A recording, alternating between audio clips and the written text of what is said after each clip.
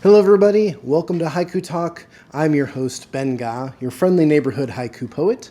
And today we're going to take a look at a poem, a summer type poem from Rosa Maria Di Salvatore from the latest issue of Hedgerow. And this poem has the first line of back to work. Back to work. So sit back, grab yourself a nice tasty beverage, and let's haiku.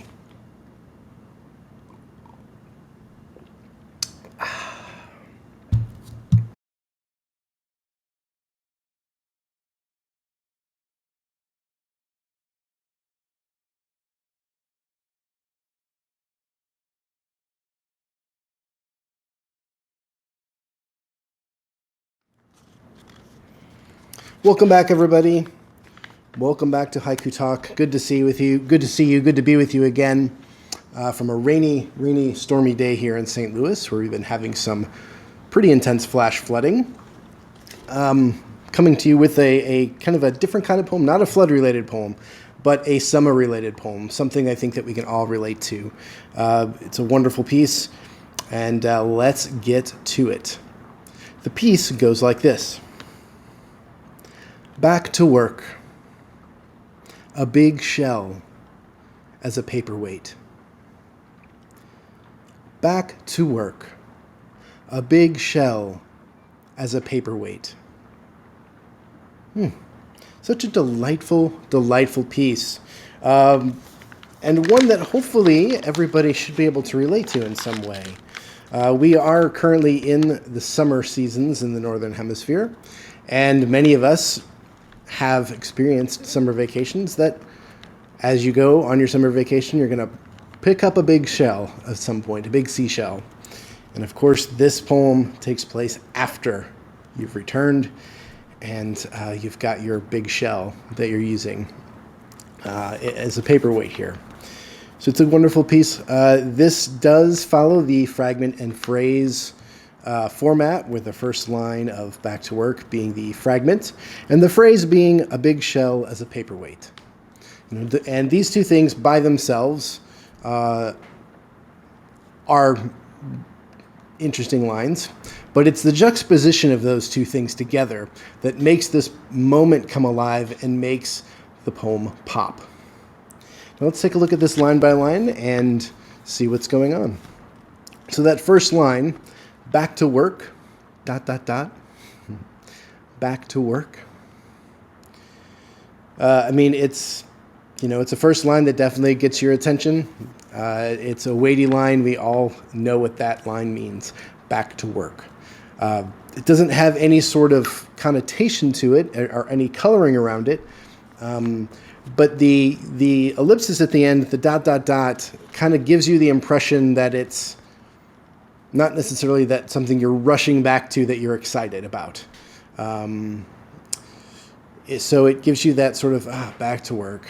Back to work, ... And so it sets up a tone for what comes next. So we know we're going back to work, and we know we're not necessarily super excited about it. Then we go to line 2, a big shell. A big shell. Really nice line. And this is a good example of a line that gives us just enough information to visualize something without going overboard. What this does well is it talks about a shell, and it doesn't tell us a specific type of shell, which could take you into a moment like, do you know what kind of shell that is? Do you not know what kind of shell that is? That might be a way that you could over-describe things. So the only thing we know about the shell is that it's big. And because it's a big shell, I know myself, I get a little excited about that. Ooh, a big shell. I start to visualize what a big shell is. And there's a bit of excitement about a big shell. Because seashells generally are small, but big ones, you come across those and it's like, wow, that's cool. And in fact, in the context of this poem, we get an impression of just how cool that is. So back to work, and then the next line is a big shell. And so I know that I'm at work, but now I'm not thinking about work. I'm thinking about this big shell. So I'm obviously still thinking about wherever I was where I got this shell. And then the third line goes as a paperweight. As a paperweight. And, you know, now you have the whole scene. You're back at work, and then you're looking at this big shell that you brought back for vacation, and you're using it as a paperweight. You brought it back from wherever you were, stuck it on your desk, and you can see it every day.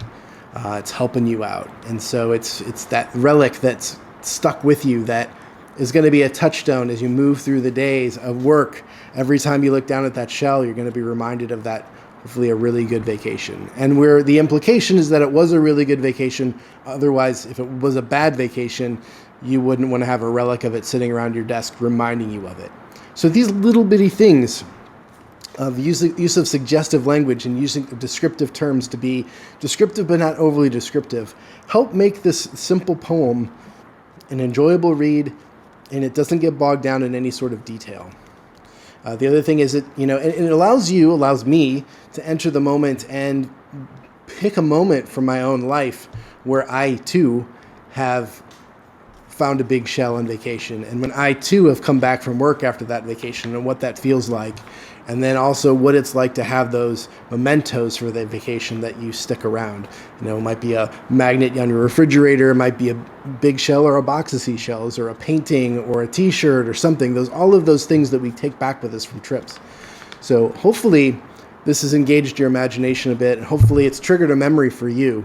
If you'd like to share that, please put it in a comment. It's always fun to see where poems take people.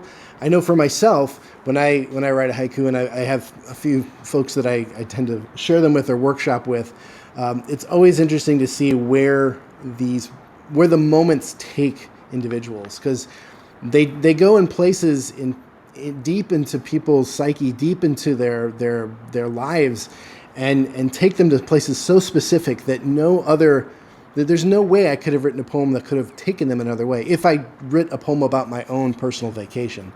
Instead, what Rosa's done here is given us a gift to travel back, to given us permission to take a moment out of our busy work days to reflect on being in the same boat. And it's a very, very nice piece. So thank you very much, Rosa. Thank you very much, the editors of Hedgerow. Again, it's a very nice journal. Do check it out. If you haven't checked it out before, it is a print journal, so you do have to buy it. But it's a wonderful piece. I look forward to every issue that I get. It's also a very nicely formed big square. And I'm a big fan of books, physical books. I love digital stuff too, but you don't get many big square books. You can have normal little books or normal sized books or shaped books, but something about this nice square that's just really fun to get. So thank you all for tuning in. I hope you're all well and dry and safe and enjoying your summer if you're in the summer months, or enjoying your winter if you're in your winter months. Please like this little episode if it tickled your fancy in some way. It does help the channel. Think about subscribing if you haven't yet subscribed. And if you have liked and you did subscribe, think about ringing the bell to get notified when new episodes come around. They don't come like 5 times a day, so you're not going to get bombarded with messages. But, about once a week, you might get a little ding saying, hey, new episode's out. Go check it out. Either way, thank you for tuning in. Thank you for making it to the end, and we'll see you again next time.